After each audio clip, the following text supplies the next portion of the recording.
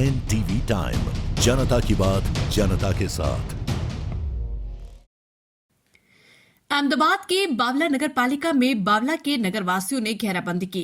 अहमदाबाद बावला में बारिश अभी कई दिनों से रुकी है, लेकिन कई जगहों पर पानी भर गया है।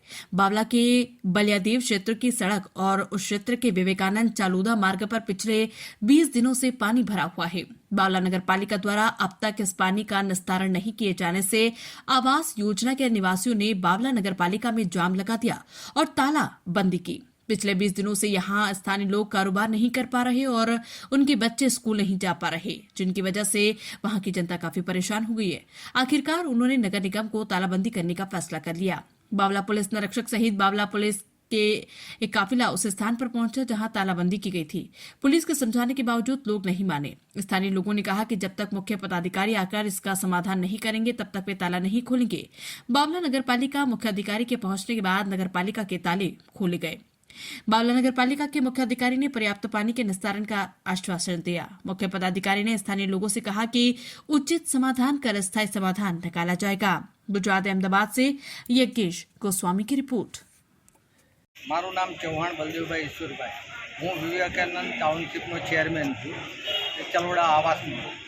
बराबर, अमारे मुख्य समस्या ये है कि छेल्ला 20 दिवसथी अमे पानी में गंदा पानी में अवर जवर करीए छीए। नगरपालिका तरफथी अमने फक्त डीजल पेटे पैसा आपे छे અને ટ્રેક્ટરની સુવિધા અમે જાતે જ કરી છે। હવે ટ્રેક્ટરની અંદર કોઈ જાનહાનિ કે કોઈ માલહાનિ થાય તો નગરપાલિકા એની કોઈ જવાબદારી રાખતી નથી અને રોડને એ તૂટી ગયું છે અને રોડ ઉપર ગંદા પાણીનું અતિશય ઉપદ્રવ થઈ ગયો છે, જેના કારણે તે કોવાણ એટલા પુષ્કળ પ્રમાણમાં થઈ ગયું છે અને એનો અત્યારે અમે 300 જણા હાલ આવ્યા છે નગરપાલિકામાં। અમે નગરપાલિકાના ચીફ ઓફિસર અને મામલતદાર જોડે પહેલાં પરમિશન લીધી હતી અને શુક્રવારે હાજર રહેવાની વાત કરી હતી, છતાં બંનેમાંથી એક બી જણ હાજર નથી ને આટલા બધા માણસો પોતાની રોજગારી મૂકી અને પોતાના આંદોલનમાં જોડાયા છે, છતાંય કોઈ ફોન ઉઠાવતું નથી કે કોઈ અહીં આવતું નથી। હાલમાં તમે લોક માર્યા છે નગરપાલિકાએ, क्या हेतु थी मारे? एक अमारा प्रश्नों अमारा सोल्यूशन लाववानुं छे। अमे एक बीजो मार्ग बताव्यो छे पण ए मार्ग में ते चीफ ऑफिसर के अमे कहीं करी ना शक्य, तो अमे शुं करीए?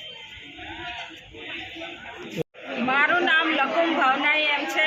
हूँ फ्लेट में एच ब्लॉक में 103 नंबर में रहूँ छूँ। अमारे पानी मुश्केली अवर जवर खूब ज 20 दिवसथी सतत चाली रही है। मारो बाबो स्कूल में भी जई सकतो नथी अने अमे लेडीज नौकरी में भी अमारी नौकरी संकट में पड़ी गई है।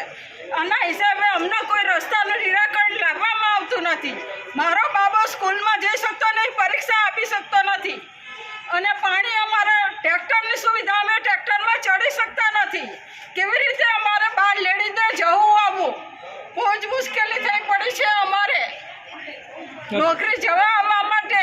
બાબા બીમાર હોય તો અમે હોસ્પિટલમાં લઈ જઈ શકતા નથી। કેટલા ટાઈમથી સમસ્યા 20 દિવસથી છે। અને કોને કોને તમને આની જાણ કરી? તમે કોને કોને જાણ કરી આની? આની જાણ અમે કેટલા બધા નગરપાલિકાને કેટલી વખત અમે લોકોએ કરી છે। આવીને રૂબરૂપમાં લેખિતમાં લખાણ આપીને આજે બી મારું નામ પરમા કૈલાસબેન જે છે। હું પ્રધાનમંત્રી આવાસ યોજનાના મકાનમાં રહું છું, ચલોડા રોડ ઉપર છે। ત્યાં 20 દિવસથી અમે એટલા બધા ખરાબ પરિસ્થિતિમાં જીવીએ છીએ, એટલું બધું ઝઝૂમી રહ્યા છે। અમારા બાળકોનું ભવિષ્ય મતલબ ખેલવાઈ ગયું છે। એટલે હું એ જ કહેવા માગું છું કે બાળકોના ભવિષ્ય માટે નગરપાલિકાએ આજે ને આજે નિર્ણય લેવો પડશે અને આ નહીં થાય ત્યાં સુધી અમે અહીંયાથી જવાના નથી। અમારા બાળકો પરીક્ષા આપવા ઘરે ગયા છે, હજુ આવ્યા નથી અને એ લોકો ક્યારે આવશે એનું પણ કોઈ રસ્તો નથી। તો આ રસ્તો જ્યાં સુધી નહીં થાય અને જ્યાં સુધી આ આવાસ માટે યોગ્ય પગલાં નહીં લેવાય ત્યાં સુધી અમે અહીંથી ખસવાના નથી। અને જ્યાં સુધી આ જે મતલબ આ રસ્તાનું 20 દિવસ આવી ગયા, અમે એટલા બધા પરિસ્થિતિમાં ખરાબ રીતે જીવી રહ્યા છીએ કે અમારી નોકરી પણ ખેરવાઈ ગઈ છે। આજે જ મારો ફોન આવ્યો, કાલથી નોકરી ના આવતા, મતલબ કે નોકરી માટે પણ બહુ પ્રોબ્લેમ છે અને બાળકોના ભવિષ્ય માટે પણ પ્રોબ્લેમ છે। તો હું એટલું જ કહેવા માગું છું આ નગરપાલિકાને કે જો આજે આ કાર્યમાં તમે સાથ સહકાર ના આપી શકતા હોય તો પછી અમારા ભવિષ્યનું શું થાય? મતલબ કે આ ભવિષ્ય માટે તમારે કંઈ કરવું જ પડશે અને જ્યાં સુધી નહીં કરો ત્યાં સુધી અમે ઝઝીમી રહીશું અને ત્યાં સુધી અમે અહીંથી ખસીશું નહીં। બાળકોના ભવિષ્ય માટે બાળકો ટ્રેક્ટરમાં બેસે તો એનું શું?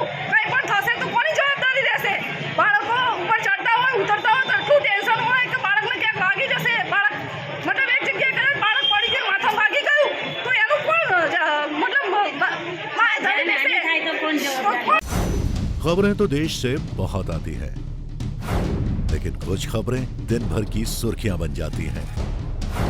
दिन की हर सुर्खी का निकलेगा निचोड़। हर खबर को पेश करेंगे बिना तोड़ मरोड़।